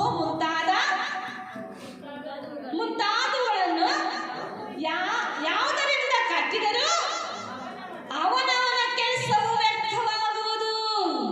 ಬಂಗಾರದಿಂದ ಕಟ್ಟಿದ್ರೆ ಬಂಗಾರನೇ ಅಲ್ವಾ? ಇಲ್ಲ ರತ್ನಗಳಿಂದ ಕಟ್ಟಿದ್ರೆ ರತ್ನನೇ, ಇಟ್ಟಿಗೆಗಳಿಂದ ಕಟ್ಟಿದ್ರೆ ಇಟ್ಟಿಗೆನೇ. ಇಲ್ಲಿ ನೋಡಿ, ಆ ಹುಲ್ಲು ಅಂತ, ಅಪ್ಪು ಅಂತ. ಇವಾಗ ಲಾಸ್ಟ್ ಏನ್ ಮಾಡ್ದ? ಮಿಕ್ಕಿರುವಂತ ಮೆಟೀರಿಯಲ್ಸ್ ಅಲ್ಲಿ ಮನೆ ಕಟ್ಟಿದ. ನೀನು ಯಥಾರ್ಥವಾಗಿ ಮಾಡಿದ್ರೆ ಅದು ಬಂಗಾರದಂತ ಮನಸ್ಸು, ಯಥಾರ್ಥವಾಗಿ ನೀನು ಮಾಡಿದ್ರೆ ಅದು ರತ್ನದಂತ ಮನಸ್ಸು. ಯಥಾರ್ಥವಾಗಿ ನೀನು ಕೆಲಸ ಮಾಡಬೇಕು ಅಲ್ವಾ? ಯಥಾರ್ಥವಾಗಿ ಕೆಲಸ ಮಾಡಬೇಕು. ದೇವರು ಹೇಳ್ತಿದ್ದಾನೆ, ಹುಲ್ಲು, ಅಪ್ಪು ಮುಂತಾದವುಗಳಲ್ಲಿ ಯಾವುದರಿಂದ ಕಟ್ಟಿದರೂ ಅವನವನ ಕೆಲಸ ಎಲ್ಲ ವ್ಯಕ್ತವಾಗ್ತದೆ. ಎಲ್ಲಾಗ್ತದಂತೆ? ವ್ಯಕ್ತವಾಗ್ತದೆ. ಯಾರ ಮುಂದೆ ಕಾಣಿಸ್ತೀವಿ ನಾವು? ದೇವರ ಮುಂದೆ ಕಾಣಿಸ್ತೀವಿ. ನೀನು ಹೇಗಿದ್ದೀಯ, ಯಾವ ರೀತಿ ನಡೀತಾ ಇದೆಯಾ, ಯಾವ ರೀತಿ ನೀನು ಮುಂದುವರಿಸ್ತಾ ಇದೆಯಾ ಅಂತ ದೇವರ ಮುಂದೆ ನೀನು ಕಾಣಿಸಲ್ಪಡ್ತೀಯ, ವ್ಯಕ್ತವಾಗ್ತದೆ. ಬೆಂಕಿಯೊಡನೆ ಉದಯವಾಗಿ ಆ ಕೆಲಸವನ್ನು ಸ್ಪಷ್ಟವಾಗಿ ತೋರಿಸುವುದು. ಅವನವನ ಕೆಲಸವೆಂತದೋ ಆ ಬೆಂಕಿ ಶೋಧಿಸುವುದು. Hallelujah, hallelujah. ಅವನವನ ಕೆಲಸಗಳು ಆ ಬೆಂಕಿ ಶೋಧಿಸ್ತದೆ. ಪರಿಶುದ್ಧಾತ್ಮ ನೀನು ನೋಡ್ತಾ ಇದ್ದಾನೆ. ಯಥಾರ್ಥವಾಗಿ ಮಾಡ್ತಾ ಇದೆಯಾ? ಯಥಾರ್ಥವಾದಂಥ ಕೆಲಸ ನೀನು ಮಾಡ್ತಾ ಇದೆಯಾ? ಅಯ್ಯ ಬಿಡು, ಏನಕ್ಕಾಗಲಿ ಚರ್ಚೆಗೆ ಬಂದುವ, ಅಯ್ಯ ಬಿಡು, ಏನಕ್ಕಾಗಲಿ ನಾವು ಇದ್ದುವ, ಅಯ್ಯ ಬಿಡು, ಇದೆಲ್ಲ ದೇವರ ಬೆಂಕಿ ಶೋಧಿಸ್ತಾ ಇದ್ದಾನೆ. ನಮ್ಮ ಕ್ರಿಯೆಗಳು ತಕ್ಕ ಹಾಗೆ ಪ್ರತಿಫಲ ಕೊಡುವುದಕ್ಕೆ ಶಕ್ತನಾಗಿದ್ದಾನೆ. ದೇವರಿಗೆ ನಾವು ತಿಳ್ಕೋಬೇಕು. ನೋಡಿ, ಬೆಳ್ಳಿ, ರತ್ನ ಅಲ್ವಾ, ಬಂಗಾರದಿಂದ, ಇಟ್ಟಿಗೆಯಿಂದ ಕಟ್ತಾ ಇದ್ದಾರೆ ಮನೆನ. ಆದರೆ ಲಾಸ್ಟಲ್ಲಿ ಏನಿದೆ? ಹುಲ್ಲು, ಅಪ್ಪು ಇಂಥದ್ರೆಲ್ಲ ಕಟ್ತಾ ಇದ್ದಾರೆ. ಏನು ಹೋಗ್ಬೇಕು, ಬರಬೇಕು, ಏನು ಉಪಯೋಗ ಆಗಬೇಕು, ಬರಬೇಕು. ಇದೆಲ್ಲ ಅವನ ಕ್ರಿಯೆಗಳನ್ನು ನೋಡೋದಕ್ಕೆ ಯಾರು ಬರ್ತಾ ಇದ್ದಾನೆ? ಈಗ ಬೆಂಕಿ ಬರ್ತಾ ಇದ್ದಾನೆ. ಪರಿಶುದ್ಧಾತ್ಮ ನೋಡ್ತಾ ಇದ್ದಾನೆ. ನಿನ್ನನ್ನು ಯಾರು ನೋಡ್ತಾ ಇದ್ದಾರೆ? ದೇವರು ನೋಡ್ತಾ ಇದ್ದಾನೆ. ಅರ್ಥ ಆಗ್ತಾ ಇದೆ? ದೇವರು ಮಾತಾಡುವಾಗ ನಾವು ಭಯ ಪಡಬೇಕು. ದೇವರು ಮಾತಾಡುವಾಗ ನಮ್ಮನ್ನು ಪರಿಶೀಲಿಸಿಕೊಂಡು ಬೇಕು. ಏನಂತ ಹೇಳ್ತಾ ಇದ್ದಾನೆ? ಅವನವನ ಕೆಲಸ ಎಂಥದ್ದು ಆ ಬೆಂಕಿ ಶೋಧಿಸುವುದು. ಒಬ್ಬನು ಆ ಅಸ್ತಿವಾರದ ಮೇಲೆ ಕಟ್ಟಿದ್ದು ಉಳಿದರೆ ಅವನಿಗೆ ಸಂಬಳ ಬರುವುದು. ಏನು ಹೇಳ್ತಾ ಇದ್ದಾನೆ? ಅದಮ್ಮ ಅವನ ಕೆಲಸವು, ಅವನವನ ಕೆಲಸವು. ಒಬ್ಬನು ಆ ಅಸ್ತಿವಾರದ ಮೇಲೆ ಕಟ್ಟಿದ್ದು ಉಳಿದರೆ ಅವನಿಗೆ ಸಂಬಳ ಬರುವುದು. ಹಲ್ಲೆಲೂಯಾ. ನೀನು ಮಾಡ್ತಕ್ಕಂಥ ಕೆಲಸದಲ್ಲಿ ನಂಬಿಗಸ್ತನಾಗಿದ್ದರೆ, ನೀನು ಮಾಡ್ತಕ್ಕಂಥ ಸೇವೆಯಲ್ಲಿ ನಂಬಿಗಸ್ತನಾಗಿ ನೀನು ಜೀವಿಸಿದರೆ, ನೀನು ಮಾಡಬೇಕಾದಂಥ ಒಂದೊಂದು ಪ್ರೋತ್ಸಾಹದಲ್ಲಿಯೂ ಪ್ರಾರ್ಥನೆಯಲ್ಲಿ ನಂಬಿಗಸ್ತನಾದನ್ನು ತೋರಿಸಿದ್ರೆ ದೇವರು ಏನು ಮಾಡ್ತಾನಂತೆ? ಸಂಬಳ, ಧನಿಯ ಸೌಭಾಗ್ಯದಲ್ಲಿ ನೀನು ಸೇರಿ ದೊಡ್ಡ ಕೆಲಸದಲ್ಲಿ ನಿಲ್ಲಿಸ್ತೇನೆ. ನಾನು ಹೊಸ ಬಿರುದನ್ನು ಕೊಡುತ್ತೇನೆ, ಹೊಸ ಹೆಸರನ್ನು ಕೊಡುತ್ತೇನೆ, ನಾನು ಆಲದಲ್ಲಿ ಸ್ತಂಭವಾಗಿ ನಿಲ್ಲಿಸ್ತೇನೆ, ನಾನು ಬಚ್ಚಿಟ್ಟಿರುವಂಥ ಮನ್ನವನ್ನು ನೀನು ಕೊಡುತ್ತೇನೆ. ಹಲ್ಲೆಲೂಯಾ. ಬಿಳಿ ಕಲ್ಲಲ್ಲಿ ಹೆಸರನ್ನು ಬರೆಯುತ್ತೇನೆ. ಹಲ್ಲೆಲೂಯಾ. ತಂದೆಯ ಮುಂದೆ, ದೂತರ ಮುಂದೆ, ಪರಿಶುದ್ಧರ ಮುಂದೆಯೂ ಈಗ ನನ್ನ ಮುಂದೆ ಎಂಬುದಾಗಿ ಒಪ್ಪಿಕೊಳ್ಳುತ್ತೇನೆ. ಹಲ್ಲೆಲೂಯಾ. ದೇವರು ಅವನವನಿಗೆ ತಕ್ಕ ಹಾಗೆ ಪ್ರತಿಫಲ ಕೊಡಲಿಕ್ಕೆ ಸಿದ್ಧವಾಗಿದ್ದಾನೆ. ಈಗ ನಾವು ಹೇಗಿದ್ದೀವಿ? ಈಗ ನಮ್ಗೆ ಅರ್ಥ ಆಗ್ತಾ ಇದೆ. ಕೇಳಿದವ್ರಿಗೆ, ನಿದ್ದೆ ಮಾಡೋರಿಗಲ್ಲ, ಕೇಳಿ ಅದು ಗ್ರಹಿಸಿಕೊಳ್ಳೋರಿಗೆ ಅರ್ಥ ಆಗ್ತಾ ಇದೆ. ಅವನ ಕ್ರಿಯೆಗಳು ನೋಡಿ ಆ ಬೆಂಕಿ ಶೋಧಿಸ್ತಾ ಇದೆ. ಅವನ ಅಸ್ತಿವಾರ ಮೇಲೆ ಕಟ್ಟಿದ್ದು ಉಳಿದರೆ ಅವನಿಗೆ ಸಂಬಳ ಬರುವುದು. ಒಬ್ಬನು ಕಟ್ಟಿದ್ದು ಸುಟ್ಟು ಹೋದರೆ ಅವನಿಗೆ ಸಂಬಳವು ನಷ್ಟವಾಗುವುದು. ಇದೆಯಾ? ಕೆಲಸ ಮಾಡಿದ್ರೆ ಸಂಬಳ. ಇವಾಗ ದೊಡ್ಡ ದೊಡ್ಡ ಅಪಾರ್ಟ್ಮೆಂಟ್ಗಳು ಕಟ್ತಾರೆ ಬೆಂಗಳೂರಲ್ಲಿ. ಮೊನ್ನೆ ಒಂದ್ಸರಿ ಆದಷ್ಟಕ್ಕಾಗ ಬಿದ್ದೋಯ್ತು. ಅದು ಸರಿಯಾಗಿ ಕಟ್ಟಿದ್ರ? ಅವ್ರು ಬಂದು ಪರಿಶೋಧಿಸುವಾಗ ಅಲ್ಲಿ ಸರಿಯಾಗಿ ಸಿಮೆಂಟ್ ಇಲ್ಲ, ಜಲ್ಲಿ ಇಲ್ಲ, ಇಟ್ಟಿಗೆ ಇಲ್ಲ, ಏನಿಲ್ಲ. ಅದಕ್ಕೆ ಇಷ್ಟು ನಷ್ಟ ಆಯ್ತು. ಯಾರು ಕಟ್ಸಿದಾರೆ ಅಂತ ಬಂದು ಅವ್ರು ಈಗ ದೇವರು ನಿಮ್ಮ ಮೇಲೆ ಕೇಸ್ ಆಗ್ತಾ ಇದೆ. ನಂಬಿಗಸ್ತರ ಕಾಣಿಸೋಣ, ನಂಬಿಗಸ್ತರಾಗಿ ಜೀವಿಸೋಣ. ಕರೆದಾತ ನಂಬಿಗಸ್ತರು. ನಿನ್ನನ್ನು ಕರೆದಿದ್ದು ಯಾರು ಕರೆದಿದ್ದು? ಹೆಸರು ನಿನ್ನ ಕರೆದಿದ್ದಾನೆ. ಹೆಸರು ಹಿಡಿದು ಕರೆದಿದ್ದೀನಿ. ನೀನು ನನ್ನನ್ನು ಅರಿಯದಿದ್ದರೂ ನಾನು ನನ್ನ ನಡುವನ್ನು ಕಟ್ಟಿದ್ದೀನಿ. ನಾನು ನಿನ್ನ ಪ್ರೀತಿಸುವುದು ಶಾಶ್ವತ ಪ್ರೇಮದಿಂದಲೇ, ಮಮತೆಯ ಹಗ್ಗದಿಂದ ಸೆಳೆದುಕೊಂಡಿದ್ದೇನೆ. ದೇವರು ಕರೆದಿದ್ದು. ಅದಕ್ಕೆ ದೇವರು ಹೇಳಿದ್ದಾನೆ, ಕಟ್ಟಿದ್ದು ಸುಟ್ಟು ಹೋದರೆ ಅವನಿಗೆ ಸಂಬಳವು ನಷ್ಟವಾಗುವುದು, ತಾನಾದರೂ ರಕ್ಷಣೆ ಹೊಂದುವನ, ಆದರೆ ಬೆಂಕಿಯೊಳಗಿಂದ ತಪ್ಪಿಸಿಕೊಂಡವನ ಹಾಗೆ ಇರುವುದು. ನಾವು ದೇವರ ಸಮ್ಮುಖದಲ್ಲಿ ರಕ್ಷಣೆ ಹೊಂದಿದ್ರೆ ಆ ಬೆಂಕಿಯಿಂದ ತಪ್ಪಿಸ್ಕೊಳ್ತೀವಿ. ಆಗ ಬೆಂಕಿ ಗೊತ್ತಾ? ನರಕದಿಂದ ತಪ್ಪಿಸ್ಕೊಳ್ತೀವಿ. ಇಲ್ಲಾಂದರೆ ನೀವು ಯಾರು ಗೊತ್ತಿಲ್ಲ, ಇವನ ಅವನು ಒಂದು ತಲಾಂತದವನು ಭೂಮಿಯಲ್ಲಿ ಬಚ್ಚಿಟ್ಟಿರಲಿ ಅಂತ ಎಲ್ಲೆತ್ಕೊಂಡು ಹೋದ್ರು, ಕತ್ತಲಿಗೆ ಎತ್ಕೊಂಡು ಅವನು ಮುಕ್ಕಿದ್ರು, ಬೆಂಕಿಗೆ ಹಾಕಿದ್ರು. ಅಲ್ಲಿ ಅಲ್ಲು ಕಡಿತಾ ಇದ್ದಾರಂತೆ, ಕಟ ಕಟ ಕಟ ಕಟ ಅಂತ ಅಲ್ಲು ಕಡಿತಾ ಇದ್ದಾರಂತೆ. ನೀವು ಯಾರು ನನಗೆ ಗೊತ್ತಿಲ್ಲ ಅಂತ ಹೇಳ್ತಾರೆ. 10 ಜನ ಸ್ತ್ರೀಯರಿದ್ದರು, 5 ಜನ ಬುದ್ಧಿವಂತರಿದ್ದರು, 5 ಜನ ಬುದ್ಧಿಹೀನರಿದ್ದರು. 5 ಜನ ಬುದ್ಧಿವಂತರು ಏನು ಮಾಡಿದ್ರು? ತನ್ನ ದೀವಿಟೆಗಳನ್ನು ಸಿದ್ಧಪಡಿಸಿಕೊಂಡು ಎಣ್ಣೆ ಹಾಕಿಕೊಂಡು ಅಲ್ವಾ, ಅವ್ರೇನು ಮಾಡ್ತಾ ಇದ್ರು? ಅದು ಏನಂತೆ ಹೊತ್ತಿ ಅಲ್ವಾ, ಏನಂತಾರೆ ಹತ್ತಿಯಲ್ಲಿ ಮಾಡಿರ್ತಕ್ಕಂಥ ಆ ದೀವಿಟೆಯನ್ನು ಸಿದ್ಧಪಡಿಸಿಕೊಂಡು ಅವ್ರೇನು ಮಾಡ್ತಾರೆ? ಮೊದಲಿಂದಲೂ ಬರುವಾಗ ಸಿದ್ಧಪಡ್ತಾರೆ. ಬುದ್ಧಿಹೀನರು ಏನು ಮಾಡ್ತಾರೆ? ಅವ್ರು ಏನು ರೆಡಿ ಮಾಡ್ಕೊಳ್ಳೋಣ, ಬರ್ತಾರೆ, ನೋಡ್ಕೊಳ್ಳೋಣ ಹೇಳಿ. ಬುದ್ಧಿಹೀನರು ಏನು ಮಾಡ್ತಾರೆ? ಪ್ರಾರ್ಥನಾ ಕೂಟಗಳಿರುವಾಗ ಪರವಾಗಿಲ್ಲ ಬಿಡು, ನಮಗೆಲ್ಲ ಗೊತ್ತಾಗುತ್ತೆ, ಯೂಟ್ಯೂಬಲ್ಲಿ ಬರ್ತದೆ, ಟಿ ವಿಯಲ್ಲಿ ಬರ್ತದೆ, ಮತ್ತು ನಮ್ಮ ಮನೆಯಲ್ಲೇ ಕೂತಿದ್ರೆ ನನ್ನ ದೇವ್ರು ಇಲ್ಲೇ ಮಾತಾಡ್ತಾನೆ, ದೇವ್ರು ಇಲ್ಲೇ ನನ್ನನ್ನು ಎಚ್ಚರಿಸ್ತಾನೆ ಅಂತಿದ್ರೆ ಆಗುತ್ತಾ? ದೇವರ ಸ್ವರ ನಾನು ಕೇಳಲೇಬೇಕು. ಬುದ್ಧಿವಂತರು ಏನು ಮಾಡಿದ್ರು? ತನ್ನ ದೀವಿಟೆಗಳನ್ನು ಯಾವಾಗಲೂ ಸಿದ್ಧಪಡಿಸಿಕೊಂಡು ಎಣ್ಣೆ ತಗೊಂಡ್ರು, ಅದನ್ನು ಹಾಕಿಕೊಂಡ್ರು, ಎಚ್ಚರಿಕೆಯಿಂದ ಇದನ್ನು ನೋಡ್ತಾರೆ. ಅದರ ಸ್ವರ ಬಂದಾಗ ಮೊದಲಿಂದಲೂ ಕರೆದಾಗ ಮೊದಲಿಂದಲೂ ಜೊತೆಯಲ್ಲಿ ಹೋದರು. ಬುದ್ಧಿಹೀನರು ಏನು ಮಾಡಿದ್ರು? ಅದರ ಸ್ವರ ಬಂದಾಗ ಅವರೆಲ್ಲರೂ ಶಬ್ದ ಮಾಡ್ಕೊಂಡು ಹೋಗ್ತಾ ಇರುವಾಗ, ನಾನು ಬರ್ತೀನಿ, ಈಗ ಸ್ವಲ್ಪ ಎಣ್ಣೆ ಕೊಡು, ಸ್ವಲ್ಪ ಇದು ಕೊಡು ಅಂತ ಬಂದರೆ ಇಲ್ವಾ? ಬೆಂಕಿ ಪಟ್ಲ ಕೊಡು ಅಂತ ಬಂದರೆ ಇಲ್ವಾ? ಬಂದೆ. ಆ ಥರ ಇರ್ಬಾರ್ದು. ಸಮಯವಿರುವುದಾಗಿ ಎಲ್ಲರಿಗೂ ಒಳ್ಳೆಯದನ್ನೇ ಮಾಡೋದಕ್ಕೆ ನಾವು ಸಿದ್ಧವಾಗೋಣ. ಅನುಕೂಲವಿರುವ ಸಮಯದಲ್ಲೂ ಅನುಕೂಲವಿಲ್ಲದ ಸಮಯದಲ್ಲಿ ಆಸಕ್ತರಾಗಿ ನಾವು ಜೀವಿಸೋಣ. ದೇವರು ಹೇಳ್ತದೆ, ನಾವು ನಮ್ಮ ಕ್ರಿಯೆಗಳಿಗೆ ತಕ್ಕ ಹಾಗೆ ನಮ್ಮ ಪ್ರತಿಫಲ ಕೊಡ್ತೀವಿ. ನೋಡಿ, ಮಣ್ಣಲ್ಲಿ ಕಟ್ಟಿದ್ರೆ ಇಲ್ಲ ನಾವು ನೋಡ್ತೀವಿ, ಅಪ್ಪು ಅಂದರೆ ಒಂದು ಹುಲ್ಲನ್ನು ಅಪ್ಪು ಅಲ್ಲಿ ಕಟ್ಟಿದ್ರು, ಮಣ್ಣಲ್ಲಿ ಕಟ್ಟಿದ್ರು ಅವನಿಗೆ ಏನು, ನೀನು ಯಾವ್ದ್ರೂ ಕಟ್ಟಿದ್ರೆ ಅದು ನಿನಗೆ. ಇವಾಗ 10 ಮನೆ ಚೆನ್ನಾಗಿ ಕಟ್ಟಿ, ಅದಕ್ಕೆ ಮೊದಲ ಸ್ಥಿತಿ ಹೇಗಿತ್ತು ಹಾಗೇ ನಾವು ಕೊನೆಯವರೆಗೂ ಇರಬೇಕು. ಅಂಥವರೆಗೂ ನಾವು ಹಂಗೆ ಇರಬೇಕು. ಕೊನೆಯದಾಗಿ ಬೇಸರಿಕೆಯಿಂದ ಅಸಮಾಧಾನದಿಂದ ಯಾವುದೋ ಒಂದು ಏನೋ ಒಂದು ಬಲಾತ್ಕಾರದಿಂದ ಬಂದರೆ ನಿನ್ನ ಕ್ರಿಯೆಗಳು ದೇವರ ಮುಂದೆ ಕಾಣಿಸಲ್ಪಡ್ತದೆ. ಮಾತಾಡ್ತದೆ ಅಲ್ಲಿ ಹೇಳ್ಬೇಡ್ರಿ, ನಿಮ್ಮ ಕ್ರಿಯೆಗಳು